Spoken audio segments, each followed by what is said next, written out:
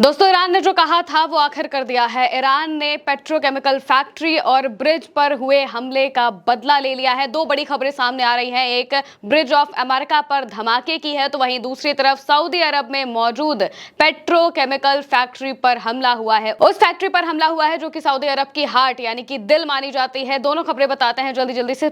सबसे पहले तो आप ये तस्वीरें देखिए। जो तस्वीरें सामने आ रही हैं वो सऊदी अरब की हैं। सऊदी अरब में मौजूद अल जुबैल पेट्रोकेमिकल फैक्ट्री पर हमला होता है। यहां पर 7 से भी ज्यादा बैलिस्टिक मिसाइलें दागी जाती हैं ईरान की तरफ से। कुछ मिसाइलों को इंटरसेप्ट कर लिया जाता है, लेकिन जो मिसाइलें जमीन पर गिरती हैं, जो मिसाइलें उस फैक्ट्री पर जाकर गिरती हैं, वो बड़े लेवल पर तबाही मचा देती हैं। एक के बाद एक तस्वीरें सामने आ रही हैं जिसमें बहुत बड़ा आग का जो गुबार है वो देखने को मिल रहा है। वीडियोस हम बहुत ज्यादा आपको नहीं दिखा सकते, लेकिन जो तस्वीरें हैं ये बता रही हैं कि आखिर किस तरह से ईरान ने अपनी फैक्ट्री पर हुए हमले का बदला ले लिया है। एक दिन पहले ही ईरान ने यह कहा था कि अगर हमारे किसी भी इंफ्रास्ट्रक्चर पर हमला होता है तो उसका बदला हम वैसे ही पूरे मिडिल ईस्ट से लेंगे। जहां जहां पर ऐसे इंफ्रास्ट्रक्चर होंगे उन पर हम हमला करेंगे। इसमें कई ब्रिजेस के नाम भी शामिल थे और कई फैक्ट्रियों के भी नाम शामिल थे। यूएई कुवैत पर भी भयानक हमले हुए हैं, लेकिन वहीं दूसरी तरफ ये जो हमला है ये अब तक का सबसे बड़ा हमला माना जा रहा है। अल जुबैल का ये जो हमला है ये बहुत ही बड़ा हमला बताया जा रहा है। क्लैश रिपोर्ट के हवाले से लिखा है, Iranian missiles reportedly hit Al Zubair in Saudi Arabia, causing a large fire. Al Zubair is the Middle East's largest industrial hub, home to major petrochemical and energy facilities. यानी कि Al Zubair जो है ये middle east की सबसे बड़ी industrial hub में आता है। इसमें बहुत सारी चीजें होती हैं। इसमें रिफाइनरीज भी मौजूद हैं, इसमें फैक्ट्रियां भी मौजूद हैं और भी तेल से जुड़ा जो कारोबार है वो यहाँ पर चलता है। और यहाँ पर पेट्रोकेमिकल और एनर्जी फैसिलिटीज में भयानक आग लगी है। करंट रिपोर्ट के हवाले से भी लिखा हुआ है, Iran struck Saudi petrochemical giant SABIC earlier tonight. SABIC is the world's 4th largest petrochemical manufacturer. यानी कि SABIC ये जो कंपनी है ये पूरी दुनिया की चौथी सबसे बड़ी पेट्रोकेमिकल बनाने वाली फैक्ट्री है, पेट्रोल बनाने वाली फैक्ट्री है, जिसका सीधा सा मतलब ये है कि इसका असर पूरी दुनिया पर बड़े लेवल पर पड़ेगा। एक दिन पहले ही सऊदी अरब की जो अरामको जो ऑयल रिफाइनरीज और पूरी इंडस्ट्री है, उन्होंने एशिया के देशों के लिए अपने तेल के दाम बढ़ा दिए थे। और अब जब यहाँ पर हमला होता है तो जाहिर सी बात है कि तेल के दामों पर बहुत बुरी तरह से जो असर है वो पड़ता हुआ दिखाई देगा। तेहरान टाइम्स के हवाले से भी कई बातें लिखी गई हैं और ये बताया गया है कि सिर्फ पेट्रोकेमिकल फैक्ट्री ही नहीं बल्कि वो ब्रिज जो कि बहरीन और सऊदी अरब को एक दूसरे से जोड़ता है, उस ब्रिज पर भी धमाका हो सकता है। और इसी वजह से वहां पर मौजूदा वक्त में ट्रैफिक रोक दिया गया है, किसी को भी आने जाने के लिए पाबंदी लगा दी गई है, क्योंकि ईरान कभी भी हमला कर सकता है। ये बात सऊदी अरब ही कह रहा है। तेहरान टाइम्स के हवाले से लिखा है, Saudi Arabia closed the King Fahd Causeway connecting the country to Bahrain following US threats to attack Iranian infrastructure and Iranian threats of retaliation. यानी कि जब अमेरिका ने ये धमकी दी कि वो ईरान के पुलों पर हमला करेगा, ईरान के पावर प्लांट पर हमला करेगा, तो ईरान ने भी कहा कि ठीक है, आप हमारे पर हमला करेंगे, हम पूरे मिडिल ईस्ट में मौजूद अलग अलग पुलों पर हमला करेंगे। और जिनमें लिस्ट जब बनाई गई तो उसमें से एक नाम ये भी था जो कि किंग फहद कॉजवे है, जो कि बहरीन और सऊदी अरब इन दोनों ही देशों को एक दूसरे से जोड़ता है। इस पर मौजूदा वक्त में ट्रैफिक को रोक दिया गया है। सऊदी अरेबिया ने इसे बंद कर दिया है, क्योंकि कभी भी अगर अमेरिका हमला करेगा तो जवाबी हमले में ये उसकी जद में जरूर आ जाएगा, ईरान के हमलों की जद में जरूर आ जाएगा। और इसी वजह से मौजूदा वक्त में बहुत बड़े लेवल पर सऊदी अरब में हमले होते हुए दिखाई दे रहे हैं।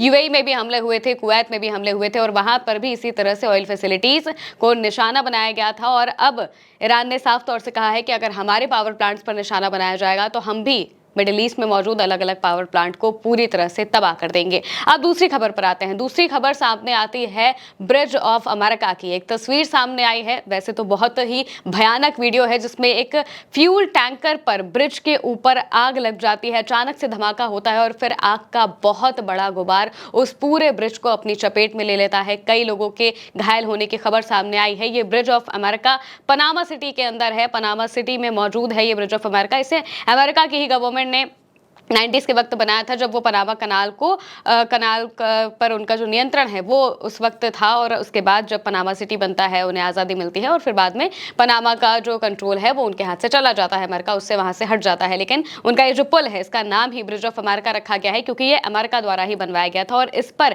ये भयानक धमाका होता हुआ दिखाई देता है। इसको लेकर जो खबरें हैं वो भी सामने आ रही है। ब्रेकिंग 911 के हवाले से लिखा हुआ है, massive explosion from a tanker near the Bridge of the Americas in Panama City Panama, यानी कि पनामा में मौजूद इस ब्रिज पर भयानक जो आग है वो लगती हुई दिखाई दी है। खबरों में भी बताया गया है कि fuel tanker explosion near Bridge of the Americas injure several in Panama City, यानी कि बहुत सारे लोग इसमें घायल भी हुए हैं। और वहीं दूसरी तरफ हूथियों ने इजराइल पर भयानक हमला किया है। ईरान की तरफ से तो इजराइल पर हमले अब बहुत आम बात हो गई है, बहुत मामूली बात हो गई है, क्योंकि ईरान की तरफ से लगातार जो हमले हो रहे हैं वो इजराइल की हालत खराब कर रहे हैं। हाइफा जैसे शहरों में, रमतगंज जैसे शहरों में और तेल अवीव जैसे शहरों में लगातार ईरान की जो मिसाइलें हैं वो गिर रही हैं और 60% से भी ज्यादा मिसाइलें ईरान की वहां तक पहुंचती हुई दिखाई दे रही है। लेकिन अब सिर्फ ईरान ही नहीं बल्कि यमन में मौजूद जो हूथी संगठन है वो भी इजराइल के ऊपर भयानक हमले कर रहा है। एक के बाद एक बैलिस्टिक मिसाइलें दाग रहा है और एक बार फिर उन्होंने मिसाइलें दागी है, जिसको लेकर उनका बयान भी सामने आया है। तेहरान टाइम्स के हवाले से लिखा है,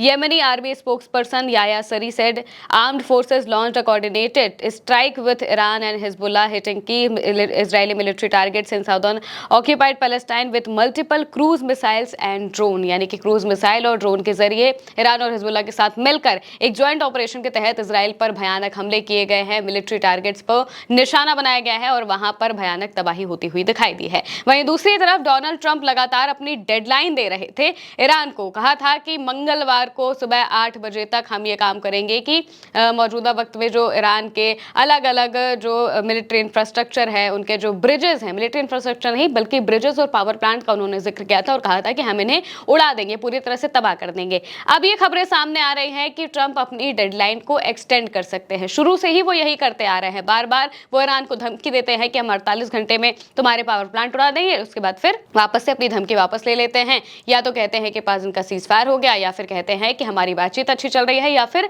कहते हैं कि अभी थोड़ा रुक के हम ये सारी चीजें करेंगे। धमकियां देना उनकी आदत है, वो काफी धमकाते रहते हैं। इसको लेकर करंट रिपोर्ट के हवाले से लिखा गया है, Trump might delay his Tuesday 8 PM ET deadline for Iran if he sees clear progress towards a deal. Trump has repeatedly extended or paused his Iran-related ultimatum since the Iran war has begun. यानी कि Trump ने कई बार अपने जो Iran related ultimatum है उन्हें रोका है बीच में ही, या फिर पोस्टपोन किया है, या फिर बढ़ा दिया है। और अभी भी ऐसा लग रहा है कि वो अपना ये जो डेडलाइन उन्होंने देखे रखी थी, रात 8 बजे तक की डेडलाइन उन्होंने दी थी, उसे वो एक्सटेंड कर सकते हैं अगर उन्हें दिखता है कि डील में कोई प्रोग्रेस होगा। लेकिन ईरान ने साफ कहा है कि वो कहीं से भी सीजफायर को नहीं मानेगा और इसी वजह से मौजूदा वक्त में लगातार जो हमले हैं वो ईरान के बढ़ते जा रहे हैं। वहीं अमेरिका में बहुत बड़ी खलबली मचने वाली है, क्योंकि अमेरिका में पीट हेग्सेथ के खिलाफ 25वें संशोधन के तहत अब अमेंडमेंट लाने की बात हो रही है, उनके खिलाफ प्रस्ताव लाने की बात हो रही है, क्योंकि उन्हें ये पूरी की पूरी जो जंग है वो अच्छे से नहीं लड़ी है। जिस तरीके से लड़ी है